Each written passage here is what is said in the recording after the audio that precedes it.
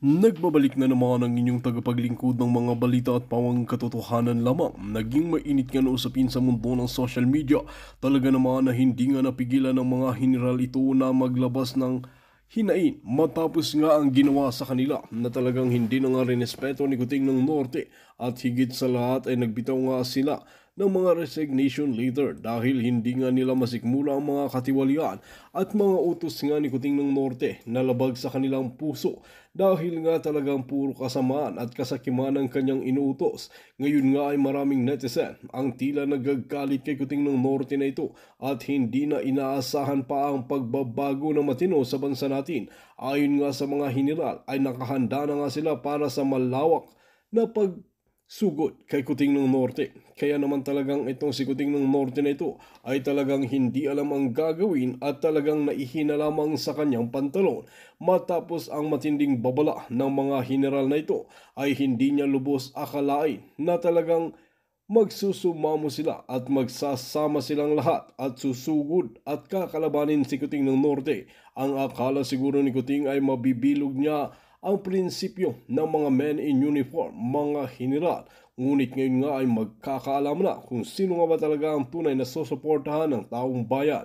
Well mga kaibigan, para nga sa karagdagang impormasyon, panoorin nga natin ang buong video. At kung bago ka pa lamang sa akin channel, huwag kalimutan i-click ang subscribe button at notification bell para lagi kang updated sa ating mga bagong video. At para sa solid viewers natin dyan, maraming salamat sa walang sawang pagsuporta. Niloloko niyong Pilipino. Binastos nyo, sinira niyo yung institusyon, at tapos nun, yung mga Pilipino pa, pinaglalaban-laban ninyo. Yung iba, sinilaw ninyo sa ayuda, sinilaw ninyo sa pera ng mga ano lang, crumb, no? mga ano lang, buto-buto. Napakasunod nyo na. AFP, PNP, institutions. But let me tell you the good news. Hindi lahat nabibili. Marami sa AFP na tumatawag, nagme-message. Maraming mga retired na nagme-message na sasali sila sa taong bayan. Pag-aklas ng taong bayan. Pag-tindig ng taong bayan. Kaya nga, rally lang ba tayo? O we will deliver not just job hanggang 12 rounds. But when there is the opportunity, we will deliver a 1-2-3 combination. A straight hook, uppercut combination that will render the enemy tulog, ineffective. No amount. Kung mayaman kayo, maraming pera o hawak nyo mga institusyon, mga Pilipinong nabola nyo, sa akin, ang sasabihin ko lang, you die. You fight for what you believe in. Naniniwala kayo sa kabangagan, sa pagnanakaw, sa komunista, you fight. You fight kasi kami naniniwala kami sa demokrasya ng Pilipinas. Naniniwala kami sa katuwiran namin, sa katotohanan, sa ano namin kinabukasan namin. Tigil na dapat to Tapusin na dapat. So balik tayo dun sa sakit ng ulo ko. Sakit ng ulo talaga namin ni Bukay. Ano ba talaga?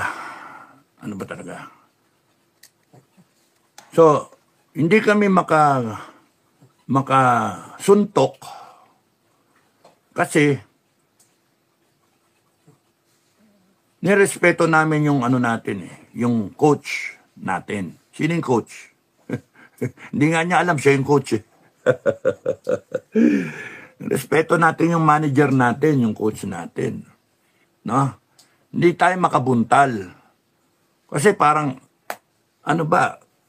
ina-knockout mo ba? Parang Pacquiao, ayaw niya i-knockout kagad Para makita ng tao, ayan, baka ba yung tao, magpapasuntok pa nga 7 rounds, 8 rounds, 9 rounds, pagdating ng 10 rounds, pwede na, knockout na. Kasi nga, nagbayad yung tao para may makitang spectacle, may makitang laro. Pero pagka buhay na pinag-usapan natin, dangal ng Pilipinas, kinabukasan ng mga Pilipino. Hindi mo pwedeng laruin ito ng panay jab-jab lang.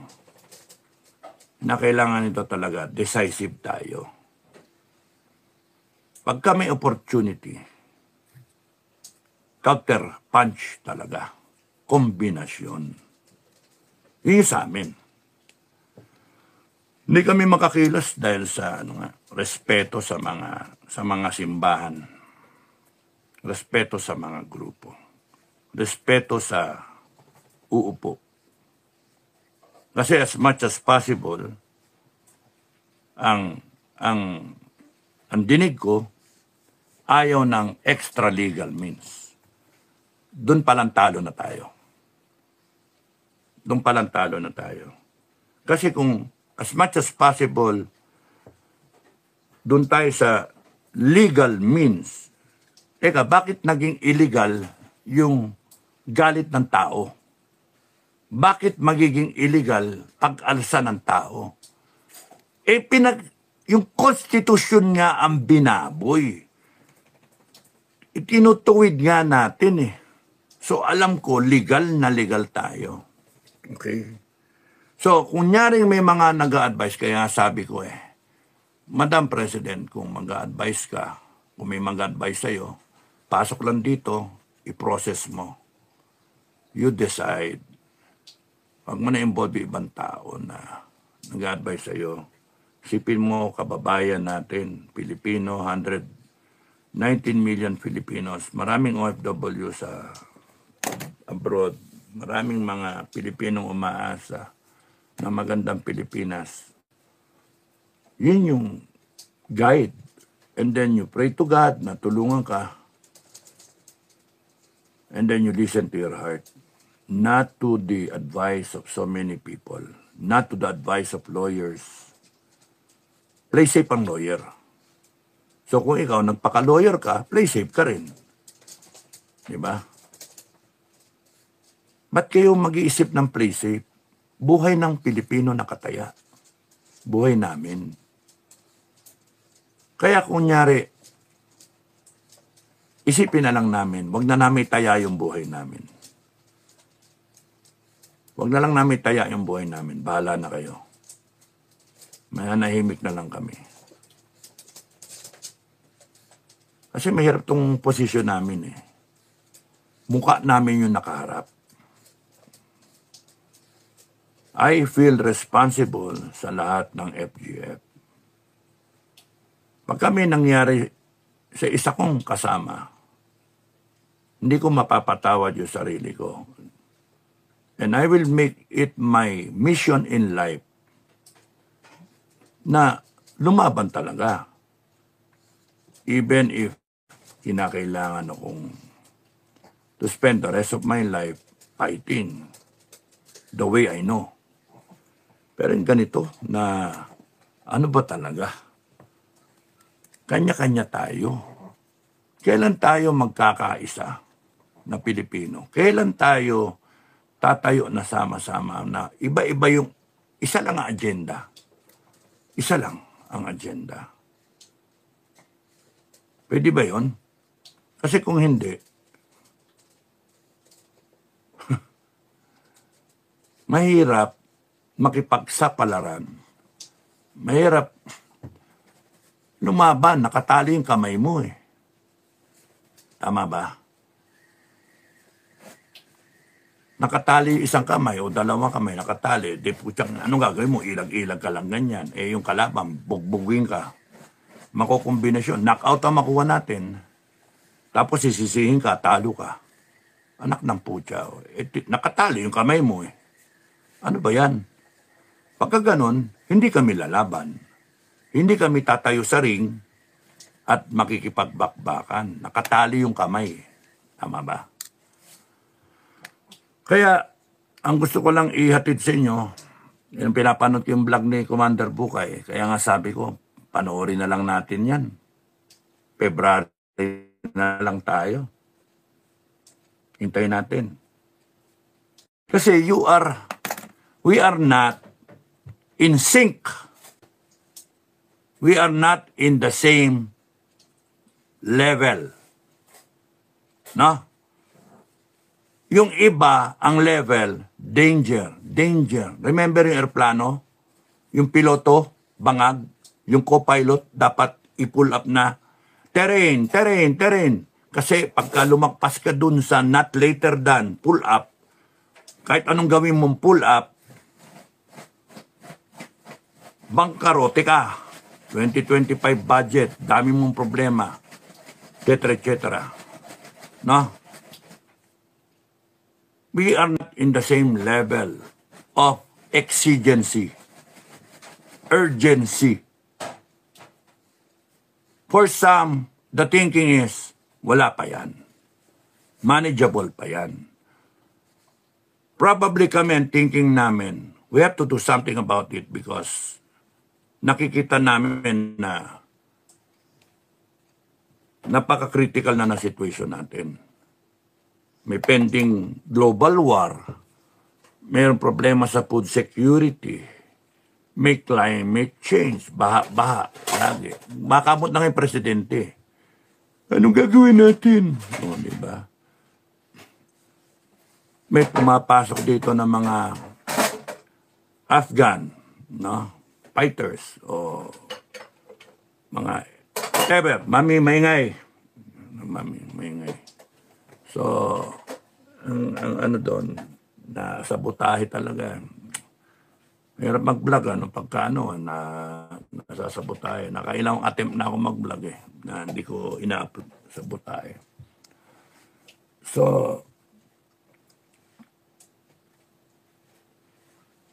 yun yung problema natin.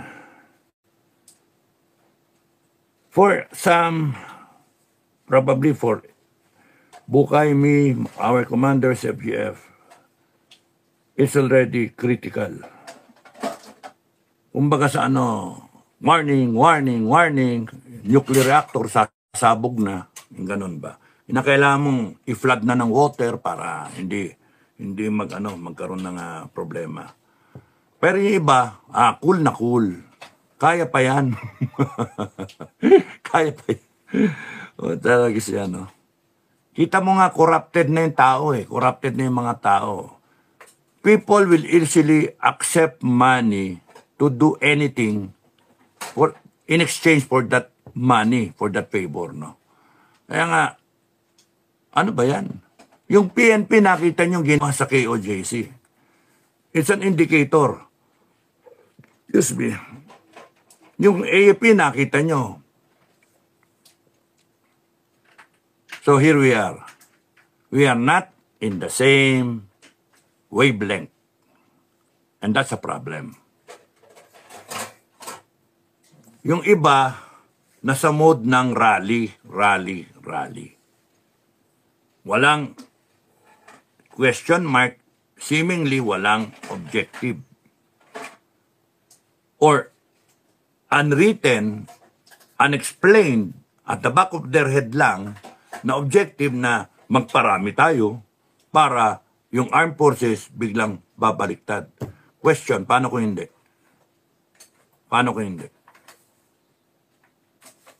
No? So, panoorin natin. Ayaw namin pangunahan Panoorin namin. Panoorin namin. Iba gusto peaceful transition, no? Sige, panoorin natin. Iba gusto linggo-linggo rally. Linggo-linggo rally. Walang nga. Iba gusto linggo-linggo na rally. Paano naman paano ba naman mangyayari dyan sa linggo-linggo na rally, di ba? Ay, nako. Ay. So, yun yung ano ko. Teka na. Basahin ko na yung ano ninyo. May isang oras na tayo. Maribeth Busto. Hello po sir. Watching from Kuwait. Happy New Year. Edmond Balangge. Happy New Year sir. Greetings from Jacksonville, Florida. Jing Unsiano. Good evening Cap Dado. Thank you Jing. Happy New Year. Bata. Good evening Supremo. Magandang gabi. Crazy. Brooks. Crazy. Happy New Year, Sir Dam. Thank you. Happy New Year din. No Jeff NT, kamusta na? No Jeff NT, Commander. Magandang umaga. General Dado, sir, Happy New Year po. Happy New Year, Happy Three Kings, Happy Birthday, Happy Valentine's. Okay. Merry Christmas ulit, 2025. Jing Unciano, Happy New Year po. Thank you. Colyado Connie, Happy New Year. Efren Katigbe, good. PM Supremo, Lisa Pueco, hello po. Labi Loves, watching from Lebanon. Ingat kayo dyan. Lebanon, lapit kayo sa gulo. Maribik Garciano, hello po. Capdado, Happy New Year. Eduardo Aguirre, Happy New Year, Sir Supremo, watching from Canada. Proud FGF, mabuhay ang Pilipinas. Olivia Evala Rosa, watching from Italy. Siya nga pala, no? I'm just being modest, ha? I'm just being humble. Kaya-kaya naman natin na upakan yan anytime. Pero kaya nga cool na cool tayo. Kasi meron tayong puwersa, no? Kaya-kaya natin. Kaya nga, nirespeto lang natin. Nirespeto natin si BP, nirespeto natin si Madam President, no? Love you. Happy New Year. Nagdadrama lang ako eh. Pero, just to drive home a point, no? Paano ko ba sasabihin yan? Pwede kami tumayo eh, na kami lang. Pero, ayaw namin hindi naman kami pabida effect. Ayaw namin. Hayaan natin na yung mga kababayan natin ang tumayo. Mas maganda yon, di ba? So, manonod lang kami.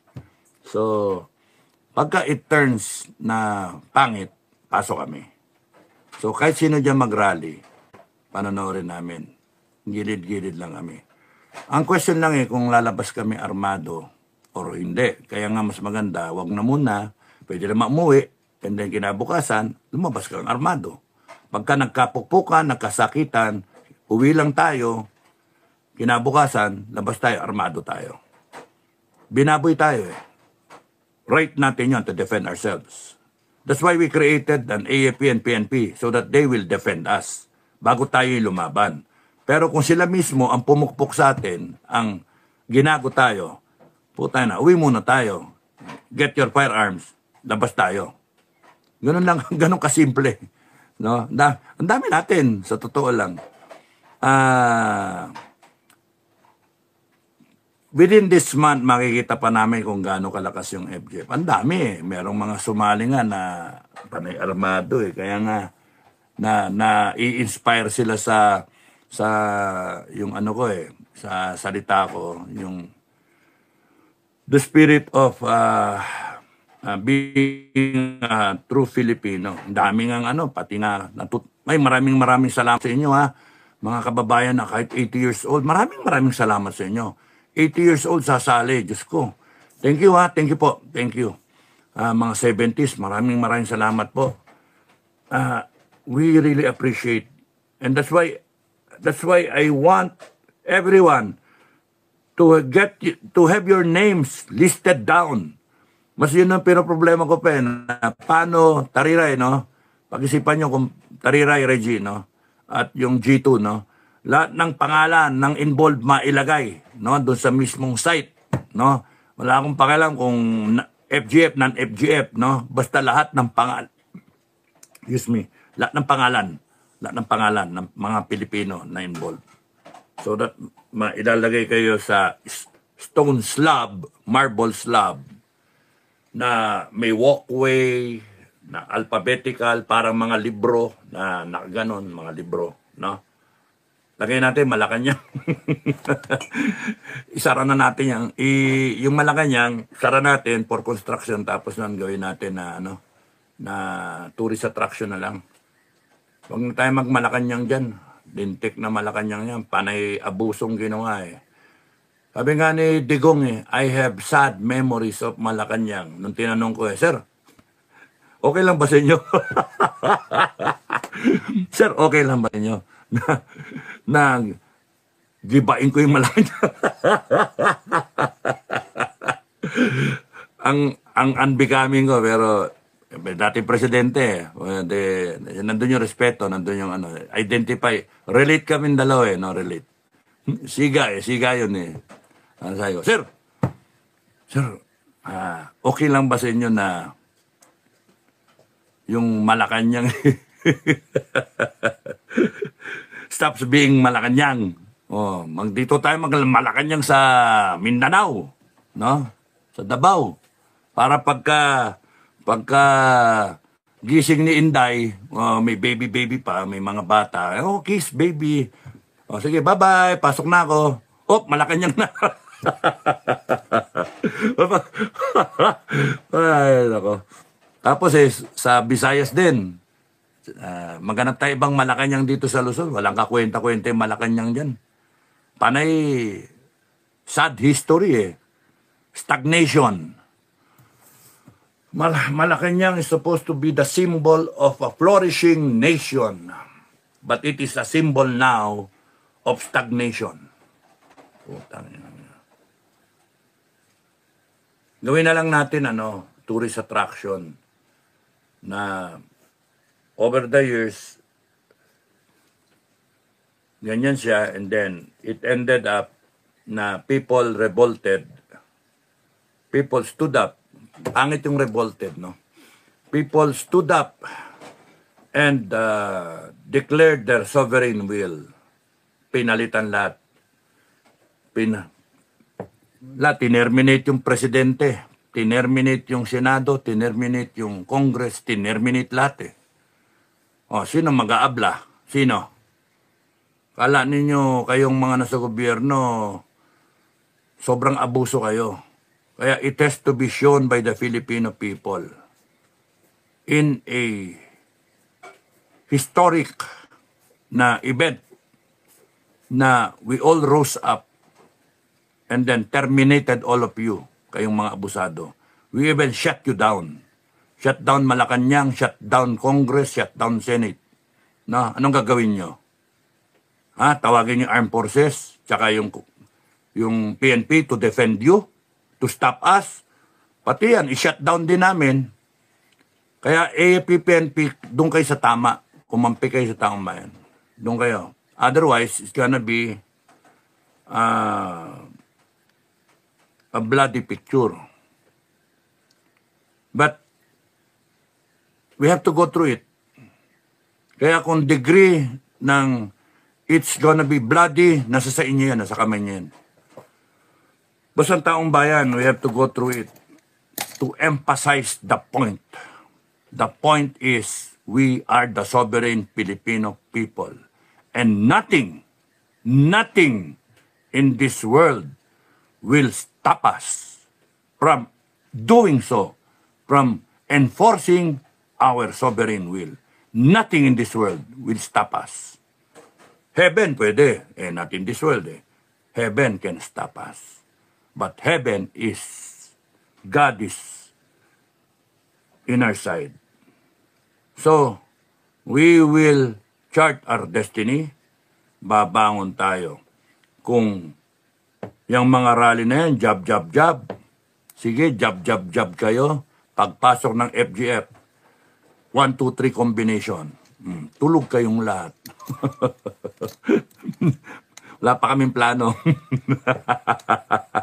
Wala pa kaming plano nasobrahan sa kain, hindi nakapag-isip no? Napasukan ako ng lamig Napasukan ako ng lamig. Masakit. Malamig yung tubig Naglalaba ako washing. So, siguro mamaya maghilot-hilot. Okay. Eduardo Aguirre, Happy New Year, Sir Supremo. Watching from Canada, proud FGF, mabuhay ang Pilipinas. Nabasa ko na ba si Marivic Garciano? Hello, Kap Dado, Happy New Year. Labi Labs yun, nabasa ko, Lebanon, Okay, Olivia Eva La Rosa. Watching from Italy. Jane, Happy New Year, Sir Kap, from Taiwan. Thank you. Ingat kayo sa Taiwan. Pwede rin pumutok dyan. Andy Virtudazo, Happy New Year, Sir Dado. Alan Borlagdatan, good evening, sir. Rosalie Aleligay, hello po, sir. Happy New Year. Brian Elpides, magandang umaga, Supremo. Efren Katigbe, thank you. FGF, Saudi Arabia. Evelyn Pedrosa, gandang gabi po. Kap Dado Gilbert Antoque, good evening po. Happy New Year. Ingat din. God bless. Happy New Year, no? Oswald Sangkadan, big salute sa iyo from Saudi. Thank you. Rosalie Aleligay, watching from Hong Kong po. Thank you. Kausapin niyo yung mga kamag-anak niyo, ha? Sabihin niyo na pagkahudyat all over the country, pwede sumabay na tayo sa iglesia, no? Sa INC, marami naman INC, critical mass yun, nationwide, all over the world.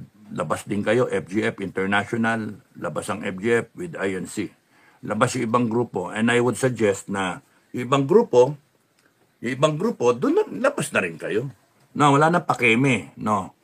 Para tapos na. Para February, tapos na yan. Happy-happy na tayo, di ba? It can be done. People's sovereign will, di ba? So, maraming salamat sa INC in advance. Maraming salamat sa INC. Mga kababayan na kinakailangan ng INC, suporta.